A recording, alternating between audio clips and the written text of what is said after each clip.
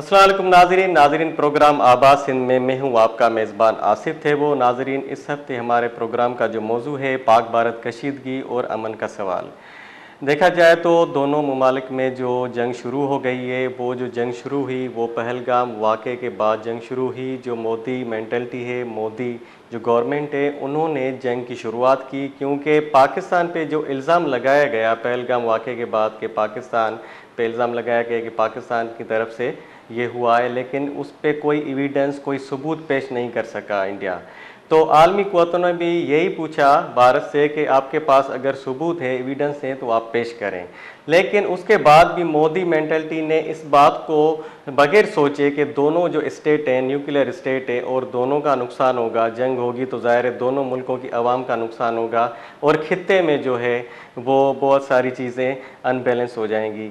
तो उसके हवाले से हमारे साथ अभी जो गेस्ट हैं वो हैं डॉक्टर मोहम्मद मुस्तफ़ा रज़ा, जो प्रोफेसर हैं IR के ज़ेबे से। हम उनसे बात करेंगे। जी अस्सलाम वालेकुम सर। वालेकुम सलाम। जी प्रोग्राम में खुश आमदेद। डॉक्टर साहब ये बताएं, आप इंटरनेशनल रिलेशन के प्रोफेसर हैं, आप जो ये मौजूदा सूरत हाल देख रहे हैं दोनों ममालिक के बीच में जो जंगी सूरत हाल है, इसको आप कैसे देख रहे हैं कि ये सूरत हाल किस तरफ जाएगी? देखें, जब हम गुज़िश्ता अदवार को देखते हैं तो दुनिया भर में कई कंट्रीज में जंगों की सूरत हाल है। हमने लबनान को देखा, इराक में देखा, अफगानिस्तान में देखा, लेकिन कश्मीर की सूरत हाल यूँ मुख्तलिफ है कि यहाँ पर गुज़िश्ता 78 सालों से इसी तरह कशीदगी जारी है। 22 अप्रैल 2025 को मकबूजा कश्मीर की जो तहसील है, यहाँ पर ये एक सफ़ाकाना हमला होता है। 26 के करीब सयाहों को भून दिया जाता है।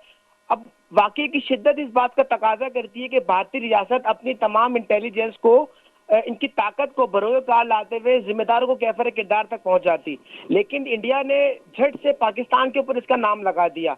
ऐसा कहीं भी नहीं होता। दूसरी बात, ये कोई बॉलीवुड की मूवी का स्क्रिप्ट नहीं है कि आप पाकिस्तान को बदनाम करने के लिए नॉन स्टेट एक्टर्स के नाम पर पाकिस्तान की रियासत को बदनाम शुरू कर दें। दोनों मुल्क जो इतने कई सालों पहले आज़ादी हासिल कर चुके हैं, और भारतीय मीडिया इस वाक़े को पहलगाम अटैक्स का नाम देता है, जैसे कोई 2001 का ये 9/11 हुआ था और यूएस स्क्रीन पर अमेरिका अंडर अटैक के टैग लगना शुरू हो गए थे। भारतीय हुकूमत ने इसको कहा कि ये एक मुकम्मल फौजी ऑपरेशन था और 4 के करीब दहशतगर्द आए जो पाकिस्तान से आए थे, उन्होंने ये ऑपरेशन किया। सवाल यहाँ पर यह बनता है कि तकरीबन 400 किलोमीटर LOC से दूर है पहलगाम। इतनी जबरदस्त किस्म की निगरानी होती है, 7 लाख की भारतीय आर्मी मौजूद है। दहशतगर्दों ने 20 से 10 मिनट में कार्रवाई करी और फिर वो छुप गए। तो ये आपका सिक्योरिटी फेलियर था। कश्मीरी शहरी या भारतीय सिटीजन की जिम्मेदारी पाकिस्तान की हुकूमत की जिम्मेदारी नहीं थी, आपकी थी। सिक्योरिटी फेलियर आपका था। और दूसरी बात एक बड़ी अजीब व गरीब है कि नरेंद्र सिंह मोदी उस वक्त सऊदी अरब के दौरे पर थे। दौरा अपना मुख्तसर कर कर वापस आए। एयरपोर्ट पर कश्मीर जाने के बजाय वो बिहार गए, जहां पर जाकर वो खिलखिलाकर हंसते हुए नजर आते हैं। इससे साफ वाजे होता है कि इनको पॉलिटिकल स्कोरिंग करनी थी, इनको अपने वोट गेन करने थे। अब जब इंडिया ने पाकिस्तान पर हमला कर दिया और पाकिस्तान ने रिटेलिएशन किया है, तो सूरत और कशीदा नजर आती है। आलमी ताकत अभी तक कोई आगे बढ़ती नजर नहीं आ रही। जी आसिफ साहब। मोहम्मद मुस्तफ़ा रज़ा कि ये एज ए इंटरनेशनल रिलेशन के आप स्कॉलर हैं, ये जो सिक्योरिटी ब्रीच है ये तो इंडिया का इंटरनल मामला है, ठीक है, उसको इंडिया ही देखेगा। तो ये पाकिस्तान पे ब्लेम लगाना और जो नॉन स्टेट एक्टर को इन्वॉल्व करना, ये जो सारी सूरत हाल क्रिएट करना, उसके बाद भी UNO में हालांकि जो ममालिक बैठे थे उनके बीच में ये तो बात डिस्कस हुई कि पाकिस्तान के हवाले से कोई सबूत इंडिया नहीं दे पाया, फिर भी ये जंग की शुरुआत इंडिया ने कर दी। ये आप देखें ना कि पहले तो खबर ये आती है कि इंडिया ने पाकिस्तान के खिलाफ वाटर वॉर का आगाज कर दिया, आधी जंग का आगाज कर दिया है। 1960 में जो ट्रीटी साइन हुई थी, पहले तो इंडिया ने उसको मुअत्तल करने का ऐलान करा। वाटर ट्रीटी, जी जी, इंडस वाटर ट्रीटी को मुअत्तल करने का ऐलान करा, हालांकि गारंटर वर्ल्ड बैंक था। उसके बाद इन्होंने पाकिस्तान पे इल्जाम लगाया और इस तरह की जंग का आगाज कर दिया। कोई पाकिस्तान फलस्तीन नहीं है या इंडिया इसराइल नहीं है जो इस किस्म की जज्बाती सूरत को बढ़ावा दिया जाए। इंडिया वाले शायद खुद को कोई अमेरिका की जगह पर रखने की कोशिश करते हैं, या चाइना के मुकाबले में जो अमेरिका और यूरोपियन कंट्रीज को आगे लेकर आना चाह रहे हैं, ये खुद को सुपर पावर समझ रहे शायद। अभी तक ये तायुन नहीं हो पाया कि पहलगाम का हमला किया किसने। पाकिस्तान के नजदीक ये इंडिया का फॉल्स फ्लैग ऑपरेशन है और इंडिया के नजदीक ये पाकिस्तानी नॉन स्टेट एक्टर्स का है। सही। लेकिन पाकिस्तान की तरफ से ये पेशकश कि बैनुल अक़वामी इदारे कंट्रीज आए और तहकीकात करें, ये बड़ा मुस्बत इक़दाम था जिसका इंडिया ने जवाब नहीं दिया।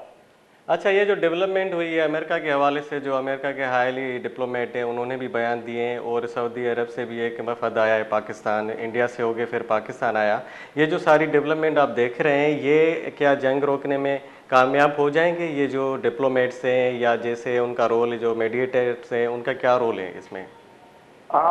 मेरा ख्याल है कि डेवलपमेंट लाजमी होगी, क्योंकि शायद हम कोई और जंग अभी अफोर्ड नहीं कर सकते। जिस तरह से गजा और इसराइल की जंग जारी है या सही। दूसरी जगहों पर जारी है, ये कोई अफोर्ड नहीं कर सकते। यूनाइटेड नेशंस का आर्टिकल 54 पाकिस्तान को दिफा के तहत तमाम इकदाम लेने का हक देता है। तो अगर कोई इस तरह का इंडिया हमला करता भी है तो पाकिस्तान बिल्कुल उसका जवाब देगा। अच्छा, आर्टिकल 54 जैसे आप बात कर रहे हैं यूएनओ का, वो तो पाकिस्तान को ये दिफा का हक देता है, ठीक है, बिल्कुल आपकी सही बात है। लेकिन ये जो जंग अगर ज़्यादा बढ़ गई तो सूरत हाल जो कॉन्सिक्वेंसेस है वो क्या निकलेंगे, दोनों मुल्क की आवाम पे क्या असरात पड़ेंगे? मेरा ख्याल है आगे एस्केलेशन होगी नहीं। इसकी 2 से 3 वजूहात मुझे लगती हैं। पहली बात, अच्छा। अगर जंग होती है तो इंडिया को अपनी बर्री फौज को, अपनी आर्मी को आगे बढ़ाना पड़ेगा। लेकिन आर्मी जब आगे बढ़ती है आपके पास एयरफोर्स का साथ हो, एयरफोर्स को टारगेट करने में आसानी देती है आर्मी। लेकिन जब इंडिया की एयरफोर्स बिल्कुल ग्राउंड हुई हुई है तो नहीं कर सकते। अभी खबर आई कि इंडिया का बहरी बेड़ा कराची से 700 मील के फासले पर है। ये खबर भी झूठी साबित हुई, क्योंकि कम से कम 300 मील करीब आएगा तभी कराची पे हमला पॉसिबल है। विक्रांत नाम का जहाज जो 1971 में इफेक्टिव था, अब इतना इफेक्टिव नहीं है वो। पाकिस्तान के पास सबमरीन है, हमारे पास ऐसे तैयाराबादार जहाज तो नहीं है, लेकिन हमारे पास नेवी की इतनी ताकत है कि हम इंडिया किसी भी हमले को रोक सके। तो एक तरह का ये ट्रॉफी होगी पाकिस्तान के लिए अगर इंडिया अपनी नेवी को और आर्मी को एंगेज करता है पाकिस्तान के बॉर्डर की तरफ। बहुत बहुत शुक्रिया डॉक्टर साहब, आपने हमें अपना कीमती वक्त दिया। नाजरीन, हमारे साथ मौजूद थे डॉक्टर मोहम्मद मुस्तफ़ा रज़ा, जो असिस्टेंट प्रोफेसर ज़ेबेस्ट के आईआर डिपार्टमेंट के हैं। उन्होंने कहा कि ये जो आर्टिकल 54 है यूएनओ का, उसमें ये बात लिखी हुई है कि पाकिस्तान अपना दिफा कर सकता है। और दूसरा ये कि जो नॉन स्टेट एक्टर का इंडिया ने इल्ज़ाम लगाया कि पहलगाम वाक़े में वो जो नॉन स्टेट एक्टर थे वो इन्वॉल्व थे, लेकिन ये बात तो साबित नहीं हो पाई। इंडिया ने पाकिस्तान पर इल्ज़ाम तो लगाया लेकिन उसको साबित नहीं कर सका और जंग शुरू कर दी। नाज़रीन, यहाँ पे हम लेंगे एक मुख्तसर सा ब्रेक, मिलते हैं ब्रेक के बाद।